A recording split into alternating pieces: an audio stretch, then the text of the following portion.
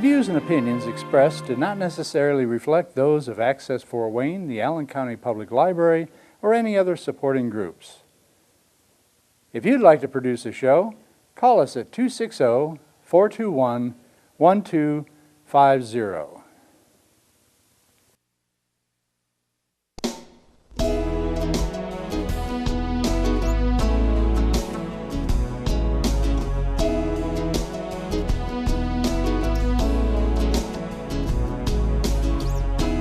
Let me be your lighthouse so I can show you the way. Let me be your shining light, I'll keep you from drifting away. I'm the one that makes you try when... Hello, this is Patty Hunter with Patty's Page. Today I'm doing a messenger interview with Shane Speal. He is what you call the king of the cigar box guitar. He's going to explain it to us all about what it is and why he's making it. So I'll see you in a few seconds. Well, Shane Speal, hello. Welcome to my show, Patty's Page. Well, thank you for having me. So, where are you originally from? I grew up on the outskirts of Pittsburgh, but I live in the small town of York, Pennsylvania, which is kind of like right in the middle of Pennsylvania. So, as you were growing up, who was your mentor, especially with influencing you as you grew up and what you wanted to do? You know, there are many people in my life that would be my mentor, but I don't mean to be coy, but I would say the radio. The radio. Was one of my biggest influences, because as a kid I was always listening to music. Always. Because this was back in the day when I'd sit there with cassette tapes and I would be taping the radio all day long, just collecting tunes. I've always just been madly in love with music, which has brought me to where I'm at now. Are you a singer? Oh, absolutely. I have my own band called Shane Speal and the Snakes, and my band, we use homemade instruments just like this. This is a homemade cigar box guitar, and it's one of my main instruments I use in concert. Wow. How old were you when you started to become interested in music and actually doing what you're doing now? Well, I've always had music in my life. My mom and my dad both played piano. So did my grandfather. So music was always around in my house. But, you know, for me as a kid, it was seeing rock and roll on TV, seeing groups like Kiss and stuff like that wanted me, I wanted to just become a musician of any sort. And, throughout school, I was playing guitar and bass. And then in college, I discovered old-time blues. And that's when I read about people that back in the day, back in the Depression era, people that were so poor, they couldn't even afford a guitar from the Sears catalog, so they would make one out of a cigar box like this. How do you make one like that? Well, actually, I wrote an entire book. You can see you wrote a book. And I built my first one. In fact, I've got my very first cigar box guitar right here. And this is it. Beautiful. I built this 25 years ago this year. It was July 4th, 1993. Yeah. And there you can see I signed the inside of it. Yeah. I put on there Mississippi Catfish. That was the name of my band in college. And this is a big hunk of wood from my dad's barn. Oh, yeah. And I chopped it up, and the wood goes the whole way through this Swisher Sweet box. And there's a screw here to pull up the strings there, and a screw here to pull up the strings. A couple of guitar tuners from a broken guitar I had. And it's a little out of tune now. It will no longer go in tune. I don't want to change the tuners because this is my first one. It's like an antique, eh?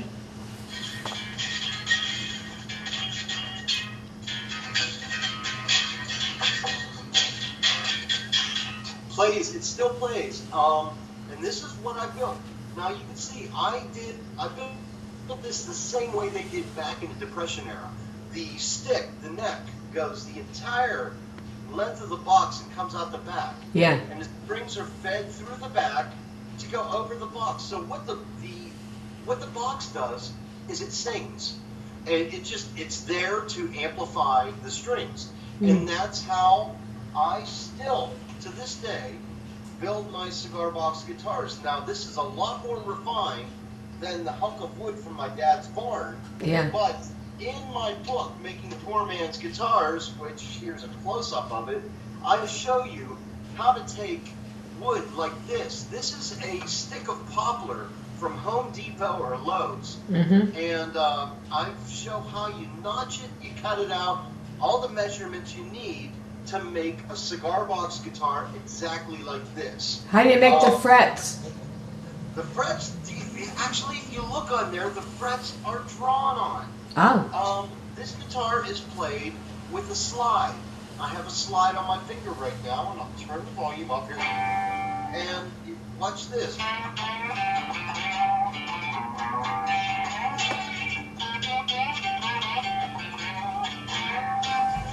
Wow.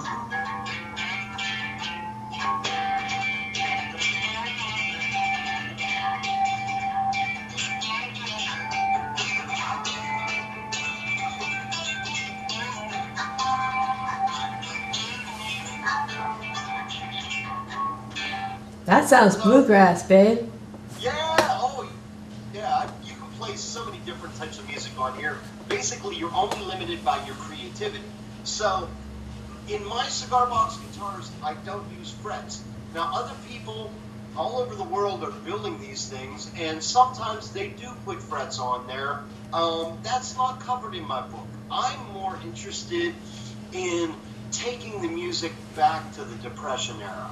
Yeah. To get back, almost like it's time to unplug from our cell phones, unplug from our computers, and let's get back to the entertainment that our grandparents, our great-grandparents, our great-great-grandparents did.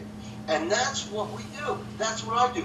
My band actually has a washtub bass player. We have a washboard player. We have another guy playing a box as if it were a drum.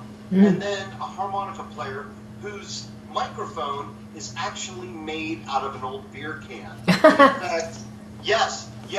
And I show in here how to make the beer can microphone, how to do the washboard setup, and even how to make the washtub bass and make it electric so you can play it in concert. Yeah, how do you make it electric? So much fun. Absolutely so much fun. So how do you make it electric, my dear? Well, this one's electric. Yeah. And with this, and even though you don't see a regular guitar pickup in here, there's a pickup inside this box, and it's called a piezo rod. And what that does, it's like a contact mic. It grabs the vibrations from the top of the box, and it takes it through a wire, and then the wire goes right here. This is called a preamp. And it goes in here, and these are cheap, and it's easy, an entirely easy setup to do. Makes it very accessible for doing electric cigar box guitars. Now, all of this is also covered in the book. And then there's the jack. It comes right out the back. This whole thing is in an amplifier right now, which is why it's pretty loud through the microphone that I have. That's cool. Thank you. Show me, okay, poormansguitar.com. Poormansguitar.com is the official website of my book, Making Poor Man's Guitars. That's where you're going to see photos and get all the information that's in this book. Now, you can order the book through the website, but also if you're at your local bookstore, it may be there too. It's on Amazon. Yeah. But if you want the autographed copy, get it straight from me at poormansguitar.com. Question. Yes. What other instruments do you make besides the cigar box itself? Are there any other Oh, absolutely. Yes. In fact, I didn't expect to plug this one in and get this one out. It's probably out of tune. But do you know what a lap steel is? The old country music lap steel guitar? No. Oh, it's the guitar I'm a they dunce. play on their lap. The Oh, slide oh, guitar. you mean like the Spanish guitar? No, like the slide guitar like they used to play a Steel lot of guitar. music and country music. Yeah. Well, in my book, I Mhm. make one of those. I can get this plug in. Oh, something's going on. I show you how to make one out of a 2x4. Oh, There it is right there. It's a 2x4 and a bunch of zip ties. It's 6 strings and it's way out of tune. I'll get it in tune and I'll bring it back up to the camera. that's fine. That's fine. And my chord is a little wonky here. That's how I sound in the morning. There you go. Let me try to get this chord from being wonky.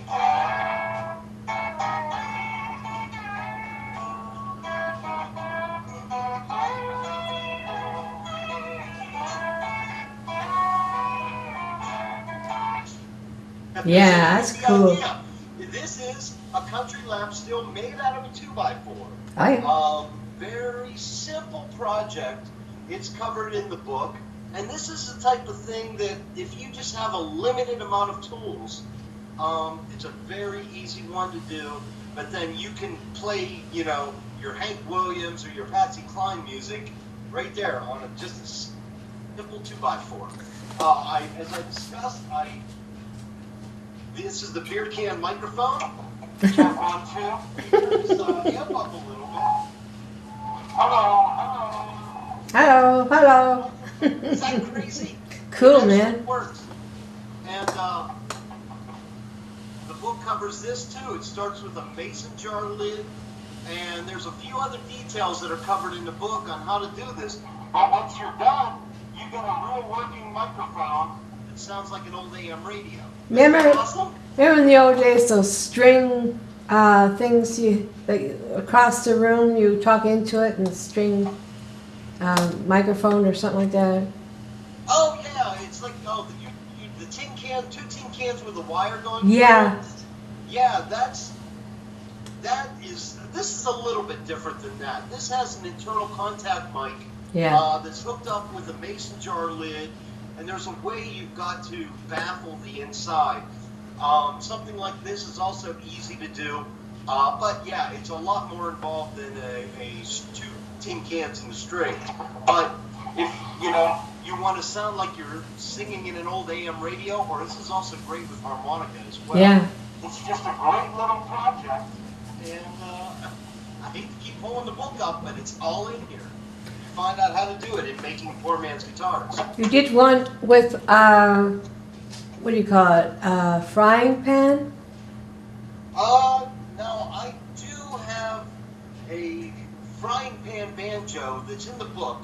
I do not have it in front of me right now. That's all right.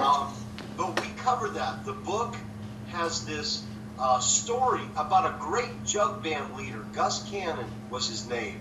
And he was one of the guys that started jug band music back in the 20s and 30s. Oh, yeah. Well, Gus Cannon, whenever he was younger, he could not afford a banjo. So he took a frying pan and an old guitar neck, and he put them together, and he took an old raccoon skin and put it around the frying pan and made a banjo out of it. We show you how one person faithfully recreated Gus Cannon's frying pan banjo. And there's photos of it and everything else. It's a great story that's part of the book. You said you interviewed other people? Yes, and actually I got to interview a blues legend. Oh, yeah. The forward of the book. In fact, let me see. I've got bright lights here. Actually, I've got my wood shop lights that are shining on me to make sure everything is nice and bright. But here we go. I got to interview blues legend Little Freddie King. Oh, my.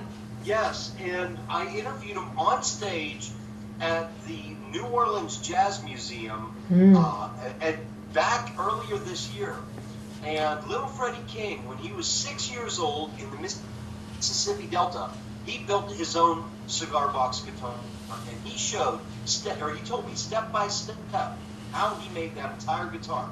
So it's one of the greatest interviews I have ever done as a music researcher, And it's in the book, the entire unedited interview with Wow. Freddie King. I'm proud of you, man. Oh, I love this stuff.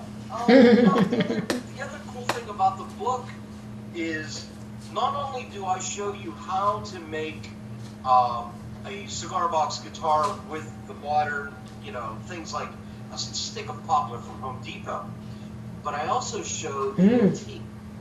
This is an authentic Depression era one-string cigar box guitar. Wow. Now, I have a few of these, and I've continued to find these guitars of a similar length and a similar layout. They're always a little bit different because this was a word-of-mouth instrument. Mm-hmm. But what I thought this originally was a blues instrument. Whenever you would find them with a long neck and one string. Yeah. But in my research, I found out these one-string, long-necked instruments were big hits on the vaudeville circuit. Oh, really? What would happen is a classically trained musician would pull out a cigar box instrument like this, and he would sit on stage, and he would pull out a cello bow, and he would play classical music on a one-string cigar box instrument. Now, the coolest thing about this is one of the masters of the one-string cello was Larry Fine from the Three Stooges. Oh, my. Before he joined the Three Stooges, Larry Fine worked in vaudeville, and one of his routines was on a one-string cigar box fiddle. Another person that did was W.C. Fields. In fact, W.C. Fields was shown in a movie in 1936 doing a routine with a one-string cigar box fiddle. So these things were not just blues instruments or bluegrass instruments. These were actually used on the vaudeville circuit as well. So I showed pictures of instruments such as this one. Now, as you can see, it was a cigar box guitar. Magnum's cigars were in here. Yeah. And let me see, I've got one or two others. How old is your book? Is your book just recent? My book just came out this week. Mazel tov. Thank you. You are getting the very first TV interview from me as the book is released. So thank you, Patty. You're welcome, dear. You're welcome, Now, dear. this is another one. This is another antique cigar box guitar I found, and the person badly wanted to make music with this, but really didn't know how to make the instrument. They used fishing line on this. A very thick neck that they probably took from a table leg. Mm-hmm. And there's fishing line. It doesn't really play well. They tried to get it going. This one just never took off as a good instrument. But I have others as well, such as this big example here. Lovely, lovely. I like It's it. gorgeous. Look at these tuners, how they are put on with violin peg tuners. And it's just a beautiful example. You cannot see any nails in this guitar. Was it glued? Well, whatever they did with nails, then they covered every one of them up with little wooden dowels. Oh, yeah, so that's good. it was perfectly clean. You can see some of the dowels right there. Yeah. And the entire thing was put together in that fashion. So some of them are antiques, really. Oh, the book is filled with antique instruments. I've made it one of my quests in life to collect as many of these as possible, and then study the history and then publish the history. So in the book, Making Poor Man's Guitars, you're not just getting a how-to, but you're also getting a history mixed in between the how-to projects. Because I don't want people, just to pick up a woodworking book. I want them to discover American music history. Hands-on, right. This stuff is just so fascinating, and it was forgotten about for so long. I mean, you heard little stories of cigar box guitars, but nobody ever compiled the information. And so after I started doing this 25 years ago, I started searching information, and there was nothing out there. Huh. So I've been collecting it all these years.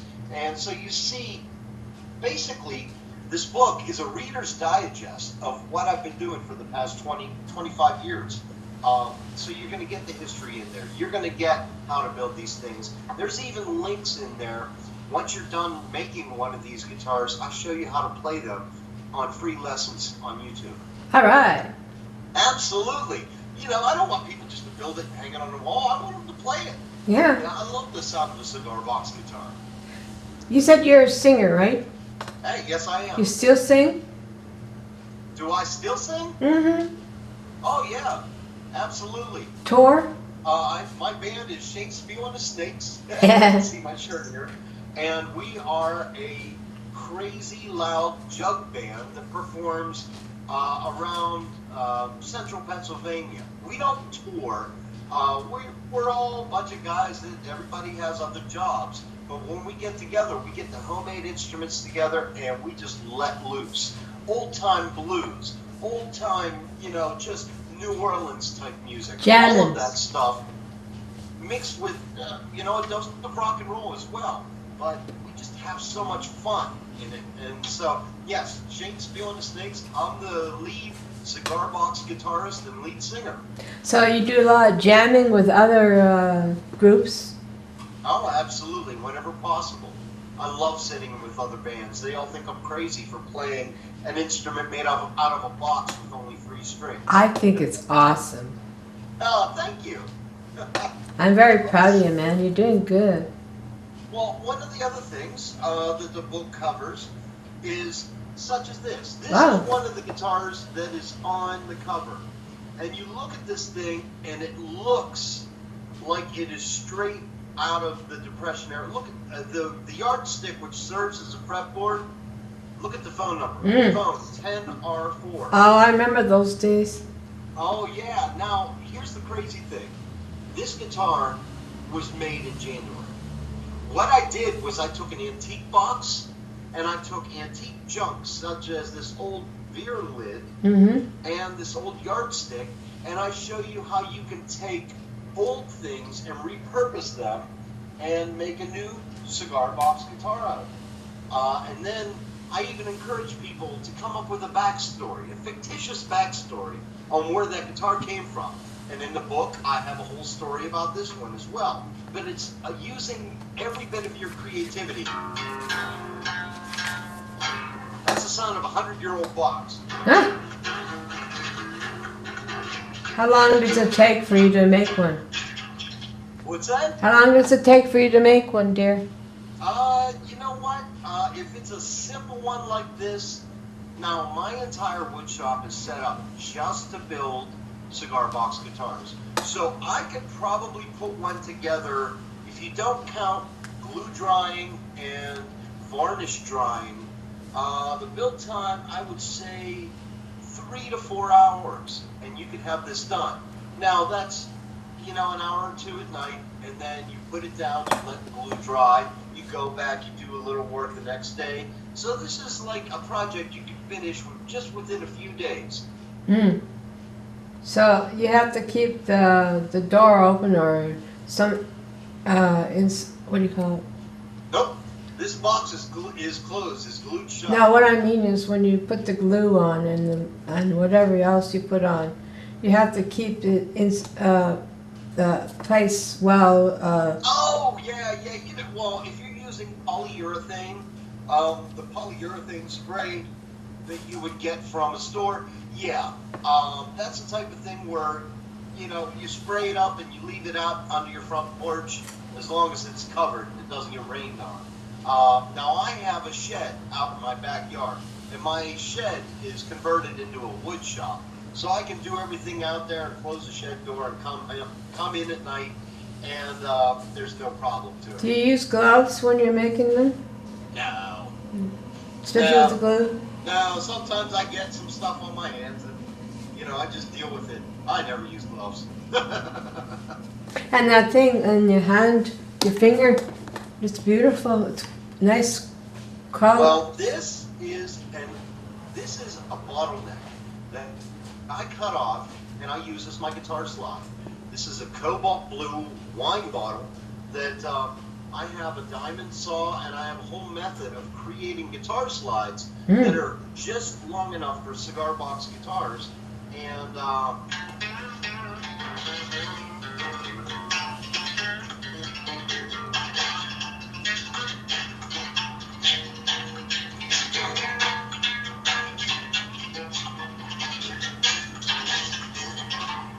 Wow, so they done. work great.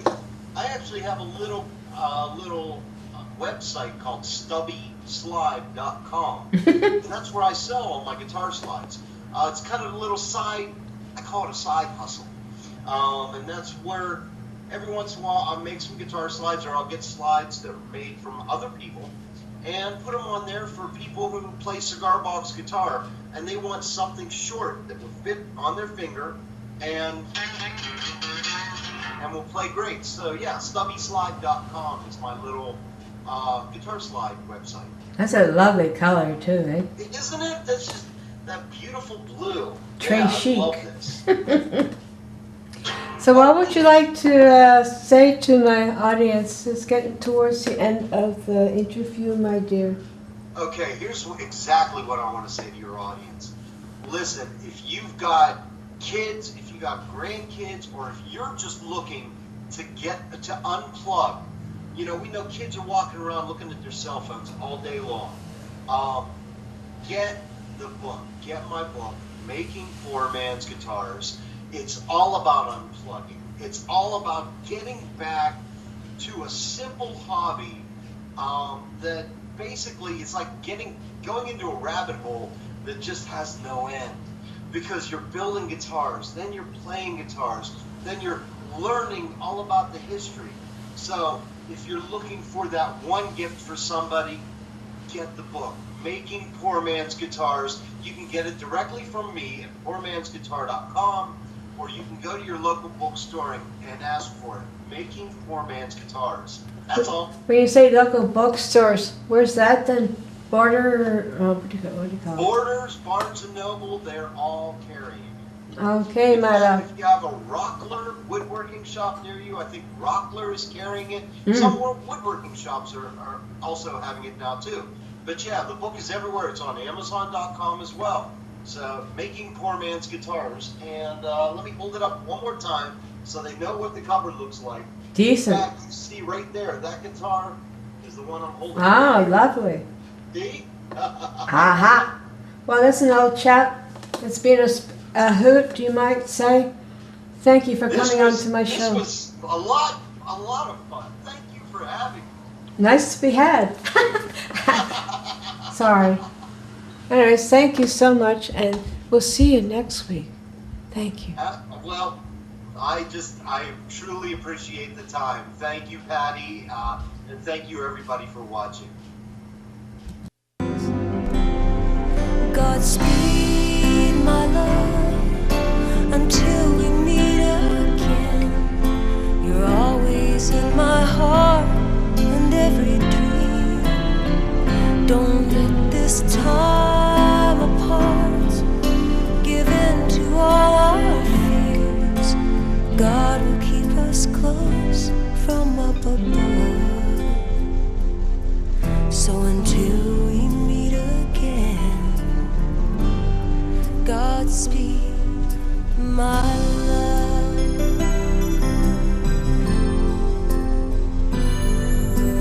God is with us always, and for the rest of our lives.